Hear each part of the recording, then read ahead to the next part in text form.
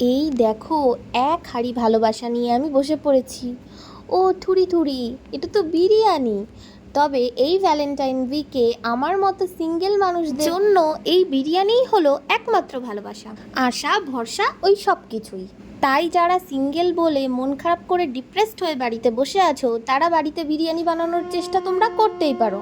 আর যারা বিরিয়ানি বানাতে পারো না বা চেষ্টাও করতে চাও না, তারা বিরিয়ানি কিন্তু অর্ডার করে খেতে পারো।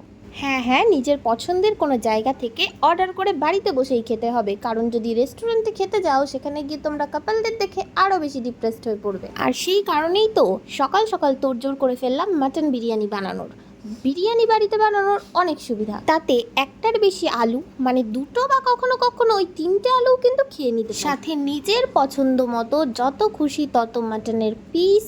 তা পেঁয়াজটা কিন্তু সাথে ম্যান্ডেটারি, সব সময় চাই। আর খুব একটা কিছু আমার বিরিয়ানির সাথে লাগে না, বিরিয়ানি আমার কাছে একাই 100। তবুও একটুখানি মনে হলো রায়তাটা বানিয়েই নিই।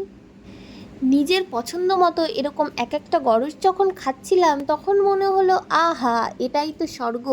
বিরিয়ানি বানানোর প্রসেসটা যতটা লেন্দি বলে আমার মনে হয়, খাওয়াটা যেন ঠিক ততটাই তাড়াতাড়ি শেষ হয়ে যায়। তবে বাড়িতে বানানো বিরিয়ানির কিন্তু আরও একটা সুবিধা হলো, তুমি যত খুশি তত খেতে পারো। আর হ্যাঁ, বাড়িতে বানানো বিরিয়ানি কিন্তু একবার খেলে ভগবান পাপ দেয়, এটা কিন্তু অন্তত দুবার সেটা ভুলে গেলে কিন্তু একদম চলবে না।